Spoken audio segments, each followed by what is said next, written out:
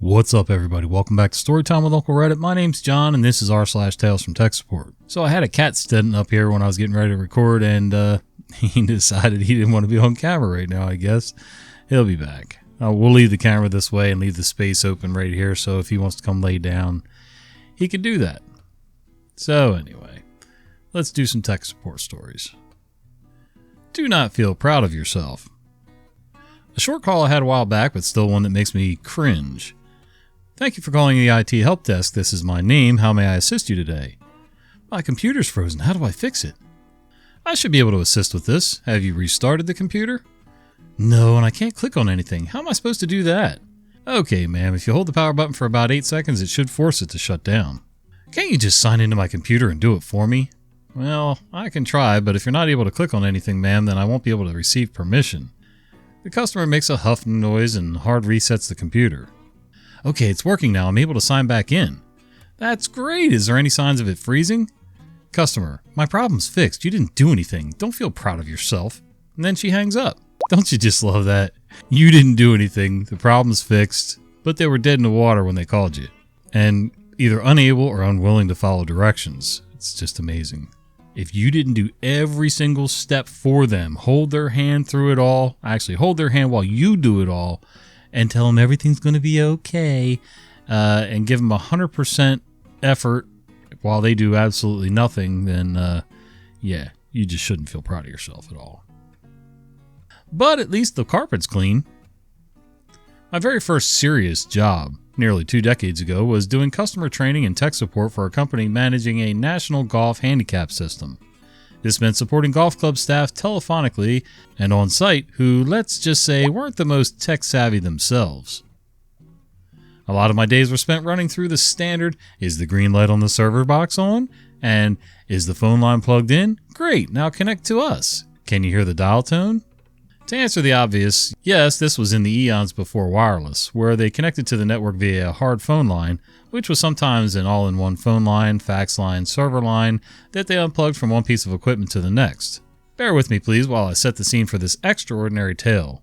We had this one club, not remote enough that it meant you were out of touch with civility, but far enough outside a major support center that it meant the site visits entailed a plane trip, a few hours by rental car, and a guaranteed stayover before returning. Needless to say, it was a fairly prestigious setup with an estate and some high-profile members attached, what you might call a profile client, and so the staff were not afraid to stamp their feet when things went wrong. Now, on and off, the company has been having continuous issues with this site. The server never seems to connect on schedule, the handicaps are always out of sync or take a few days to fetch or send, and the terminal's often on the blink.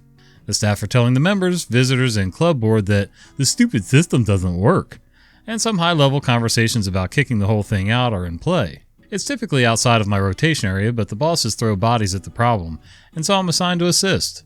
Eventually, after a few months of baffling back and forth, the company decides to hell with spending any more money troubleshooting. They're sending brand new terminals, and we're redoing the install. After about 6 hours travel time, I arrive on site in 95° Fahrenheit, 35 Celsius weather, which feels like 115 Fahrenheit or 40 plus Celsius due to the 98% humidity. And I head straight to the pro shop to check that all the new equipment has arrived. It's sitting neatly stacked and ready to unbox, so I immediately get to work unpacking the tower, screens, dumb terminals, network cables, etc. I spend the next few hours, well into the evening, on the phone with our techs at head office whilst we set up the handicap terminal to various pro shop point of sale terminals, routing everything, replacing all the network cables and testing dial-ups to and from the server and network. Everything's perfect. All works as expected, and we all collectively breathe a massive sigh of relief. I pop into the bar or restaurant where the manager has been firmly planted since 5:01 p.m. and confirm all is a go for tomorrow morning's first check-ins, and then head to the on-site cottage provided as accommodation. I'm bushed, but needless to say, I'm pretty darn chuffed with myself. The next morning I walk into the pro shop, still smug from my success the night before, and I'm greeted with surly comments, ranting and grumbles about this stupid system that's always on the blink even right after they've replaced it. I do a double take. The tower for the handicap terminal is off, or more accurately, has no power. The screen's on, but nobody's home. So I do what every person who's ever spent time on the first line support does. I open the cupboard under the terminal and check all the wall sockets and power cables. And what do you know, the screen's plugged in, but the tower's not. There on the felted interior of the well-polished computer cabinet lies the unplugged cable. So, trained as I am in the fine art of customer diplomacy, I put on the sweetest smile I can muster and turned to ask the lippy and rather arrogant pro shop manager who unplugged the handicap terminal this morning. To which he curtly replies, "Nobody's touched it since we opened at 6 a.m. I call the manager in, who confirms all was working last night when I left, and now we have a proper mystery on our hands. After an arduous period of denials and finger-pointing and threats to check the cameras on the estate, they eventually call in the only other person to set foot in the pro shop before the golfers did, the lady who cleans before opening. And lo and behold, the mystery's solved. You see, this dear sweet lady had been fastidiously vacuuming the pro shop every morning since the estate had opened, and even though she had been told not to use the plug the terminal was connected to, her English was not impeccable and the importance didn't really hit home. Plus, sometimes she found it easier to use that one plug rather than move her vacuum's plug multiple times around the room. And the sweet ducky was getting on in years, so she sometimes forgot to plug the computer back in after she had finished for the morning. The next day or so, she'd obviously realized her mistake and just plugged it back in, not telling anyone because, well, how important could it be, right?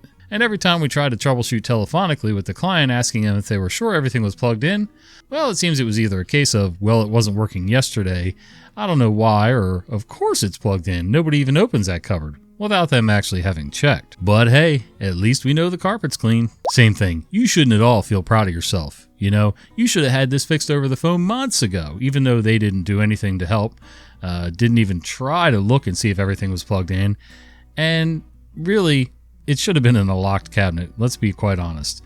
As well-meaning as this lady was, and English skills aside, some people that don't deal with that equipment on a daily basis don't realize the importance of it. And I'm sure most of those people don't understand the importance of her equipment for her job. It goes both ways, but yeah, don't feel proud of yourself, man. You didn't do anything. Picking on a poor cleaning lady. Windows fixes from a non-Windows tech. I'm going to preface this with saying that I do not have a tech support background. I've never passed a programming class and I went to school for art, but I'm currently working as tech support for a program in a niche field. I also don't understand how Windows works. Who does? I get sent a ticket because despite not knowing how Windows works, I'm good at doing support for a niche program, where something that should be working is just not working. Basically, there's a speech recognition function where it receives the audio, sends it out via the internet to be turned into text, and sends it back into the program. But the cursor is stagnant and isn't showing that it's hearing the audio. I remote into the computer and check the antivirus, no dice. I check for Bluetooth PAN, disabled, which is good. Her license is fine and she has clearance for the feature. I do, however, see an error saying, "See users, user cannot be found," and out of sheer I don't know what else to do, I check her users folder. There is not a user named user. There is, however, a user named user_name, and niche program hates underscores. Now is when I panic. I'm frantically Googling how to change Windows username, how to WinR when WinR isn't working, how to change Windows user folder name. Google says, don't do that. And I concede because there isn't a rename option on the Windows user folder anyway. She has to leave because the job is starting. So I put a pin in it until later. I decompress with putting out other mini fires, and hours later she emails me. I am once again on an anxiety-induced mania with a new plan of action. We make a new Windows user using her phone number, swap admin privileges to it instead, and cut and paste her files over to the new user. I'm panicking through each step, sure that I'm going to break the program, Windows, and her computer. Instead, the program opens normally and the speech recognition feature is showing words. Chaos resumes. I'm making excited caveman noises, she's thanking me repeatedly, we're both riding on the high of successfully succeeding in an affront against the Microsoft gods, and I'm able to update and close out the ticket. I should probably also take a Windows class. So, I mean, I know little bits and pieces about Windows here and there. I mean, I took classes way back in the day. A lot of them don't really apply these days because, you know, Windows has changed so much through the years. And I've forgotten a lot through the years because I don't really do tech support. So, only for myself and my wife. And a lot of times, you know, I've either got to muddle through it and try to critically think, okay, why did this happen? Where do I go? So between me critically thinking, which ends up not well most times, and then Google search, I usually get good results. Not sure about the whole username thing, but you worked it out so that it works now. As long as nobody uses that other username, then you're good to go with your speech recognition, I guess. By the way, I know how you guys love side stories. This isn't really a story, it's sort of an idea that I had. There's an AI program out. There's a demo download, and I've downloaded it, but I haven't played with it yet. There's a lot of 3D AI games like GTA things like that. Grand Theft Auto, the series. You see people walking around on the street, the NPCs, the non-playable characters. Sorry. Anyway, non-playable characters. So their NPCs are just like the background, the extras in a movie set, if you will. And with this new programming, you can go in and actually interact with people and carry on full conversations. So I think what I'm going to do is a short video for this channel, the tech channel, one day, and just go in and start carrying on conversations with randoms on the street. It's set in New York City, and it's basically they're putting it out for people to test out just the interactions. There's no real gameplay to this, and then they'll release it as a plugin for game developers and things like that to add in to their games. So it ought to be interesting to see what these AI NPCs have to say, how they interact. If you're interested, let me know down below. All right. Are you well done or busted? Quite a while back, I was part of a PC refresh for an office of government departments of about 100 computers. This was kind of a place where, short of physical assault, it was pretty much impossible to get fired from. We had plenty of crazies working there. As I was swapping out PCs, I kept finding these small pieces of paper that either had written "well done" in green marker or "busted" in red marker. There were quite a few, most often under the PC itself. Curious, I asked the office manager what these were for. "That? Yeah, don't worry about it," she said dismissively. "That's just Jane being Jane. It's easier to just let it happen." I was told what would happen is randomly Jane would stay back, then go around to each of the 100 or so computers and see if the person had shut down the computer fully or if they had left them on. If it was fully turned off, she would leave a "well done." If they were left on, she would leave a "busted." Of note, there was no policy to turn the computers off at night, and she wasn't asked, and I'm guessing not paid, to do this. The screens would turn off and PCs would enter standby mode after a period of time, so there wasn't any real energy savings advantage. Jane was just being crazy. And Jane was not a real name. There's always that one kid from school who was always the teacher's pet, the hall monitor, the one who always clapped out the erasers. Yeah, go ahead. Let's hear it. Yuck it up. Anyway, so Jane is one of those people who just takes it upon herself to make sure things are done a certain way when it's not policy. She wasn't asked to do it, and it really didn't do any good anyway. So I love it when the supervisor says, "It's just easier to let it happen." Yeah, you know.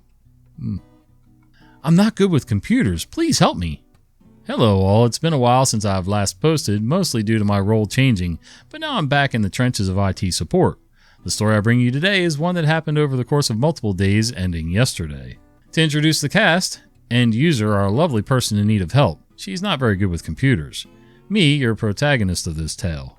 So this kicks off Friday. At this point, I'm knee-deep in re-images to get new hire computers ready by Monday, and I have a fair number of them left. Being a time-sensitive project, I'm buckled down and focusing on this project until completion. During this time, I didn't notice that a ticket was assigned to me. That is until I hear the notification sound of Microsoft Teams. I glance over at my monitor that houses Teams and I see a new chat. "Help me, please!" I look over the chat and then I check my ticket queue, and lo and behold, I see a ticket that was created on her behalf. I look over the ticket and, of course, to my surprise, there's no work done by Tier 1. I sigh to myself before turning my attention back to Teams.